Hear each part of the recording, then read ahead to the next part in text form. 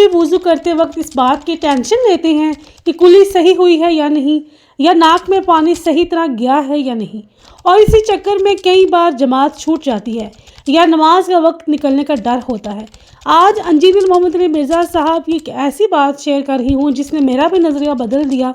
کیا ہم واقعی دین کی آسانی کو مشکل بنا رہے ہیں؟ چلیے آج کی اس ویڈیو کا ریاکشن سٹارٹ کرتے ہیں کہ انجینئر محمد علی مرزا صاحب ہمیں اس بارے میں بتاتے ہیں کہ کیا سچ ہے اور کیا سچ نہیں ہے۔ کیا وضو میں کلی اور ناک میں پانی ڈالنا بھی فرض ہے؟ دیکھیں، جو کلی اور ناک میں پانی چڑھانا ہے نا، یہ وضو کے ارکان میں سے نہیں ہے، کیونکہ سورۃ المائدہ کی آیت نمبر 6 کے اندر وضو کا طریقہ آیا ہے۔ اس میں یہ ہے کہ جب تم نماز کا ارادہ کرتے ہو، نماز کے لیے کھڑے ہوتے ہو، تو اس سے پہلے وضو کرو۔ اور وضو کا طریقہ بتایا کہ اس سے پہلے تم کیا کرو، اپنے چہرے کو دھو، دونوں ہاتھ کونیوں سمیت دھو، اور مسح کرو سر کا اور پاؤں کا۔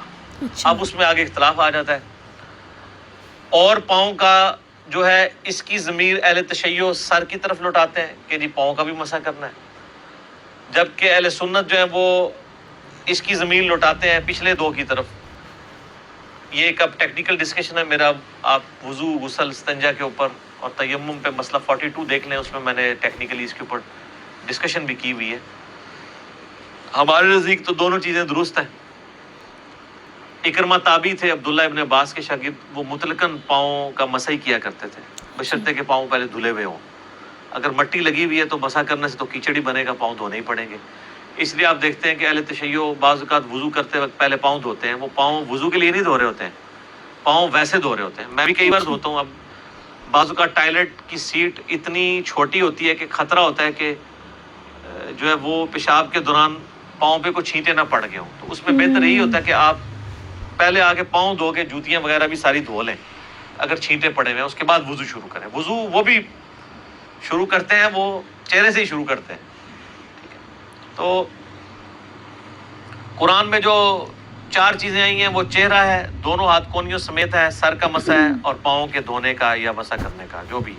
اب چونکہ آج وہ ایشو ڈسکس نہیں ہو رہا کلی اور ناک میں پانی چڑھانا، یہ سنت ہے۔ بخاری مسلم میں حدیث ہے کہ نبی علیہ السلام کلی بھی کرتے تھے، ناک میں پانی بھی چڑھاتے تھے۔ اس کا فائدہ یہ ہے کہ کلی کرنے سے پانی کا ذائقہ بھی چیک ہو جائے گا، ناک میں چڑھانے سے اس کی بدبو کا بھی اندازہ ہو جائے گا، اور ویسے آپ علیہ السلام کی یہ مبارک سنت بھی ہے مسواک کرنا بھی۔ قرآن میں فرائض بیان ہوئے ہیں اور وہ فرائض بھی کافی ہیں۔ اگر کوئی سنت نہ بھی پوری کرے، بلکہ بعض اوقات تو ہم بھی چھوڑ دیتے ہیں جان بوجھ کے، یعنی اب اقامت ہو گئی ہے اور جماعت کھڑی ہو گئی ہے اور میں مسواک لے کے مارتا رہوں دانتوں میں اور تکبیر اولیٰ میری چلی جائے، یعنی پہلی رکعت مس ہو جائے، تو یہ تو بیوقوفی ہے نا۔ بالکل ایسے ہی ہے۔ تو اس میں پھر یہ ہے کہ ٹائم تھوڑا رہ گیا تو آپ ڈائریکٹ چہرے سے وضو سٹارٹ کریں، جو قرآن میں طریقہ ہے۔ ٹائم ہے تو آپ بے شک مسواک 10 منٹ بیٹھ کے کرتے رہیں، لیکن سر مسواک کرتے ہوئے ٹوٹی نہ کھلی رکھا کریں۔ کئی لوگ نے نا شیو کرنے کے لیے بھی ٹوٹی کھلی رہتی ہے، شیو کرتے رہتے ہیں، مسواک کرنے کے لیے ٹوٹی کھلی رہتی ہے، مسواک کرتے رہتے ہیں۔ 10 بندوں کے وضو جتنا پانی وہ ضائع کر دیتے ہیں، ٹھیک ہے نا۔ اس کا طریقہ کار یہی ہے کہ آپ ٹوٹی سے مسواک کو گیلا کر کے مسواک کریں، اس کے بعد مسواک کرنے کے دوران ٹوٹی کو بند رکھیں، پانی کم سے کم استعمال کریں، لیکن کام اتنا بھی نہ ہو کہ وضو ہی نہ ہو۔ یہ چپڑنے والا کام بھی نہیں ہونا چاہیے۔ بعض آدھے گلاس سے وضو کر رہے ہوتے ہیں، کہتے ہیں نہیں اتنے سے کر لیے، وہ وضو نہیں ہوتا، دھونا ہے آپ نے۔ دھونے کی ڈیفینیشن پھر یہی ہے کہ پانی بہنا چاہیے۔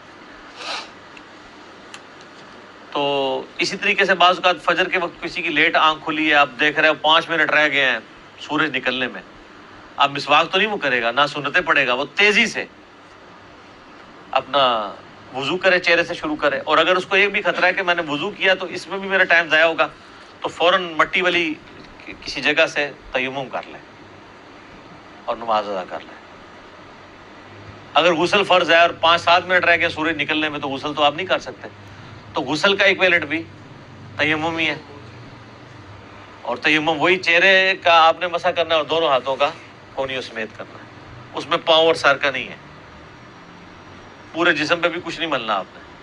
وضو کے اگینسٹ اور غسل کے اگینسٹ تیمم کا ایک ہی طریقہ ہے۔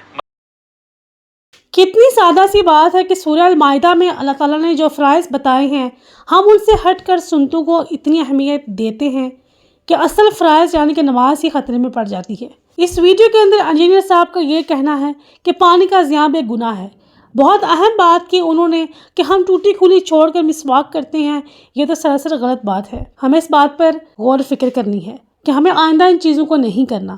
آپ میں سے کتنے لوگ ایسے ہیں جو فجر کے وقت یا جلدی میں پریشان ہوتے ہیں؟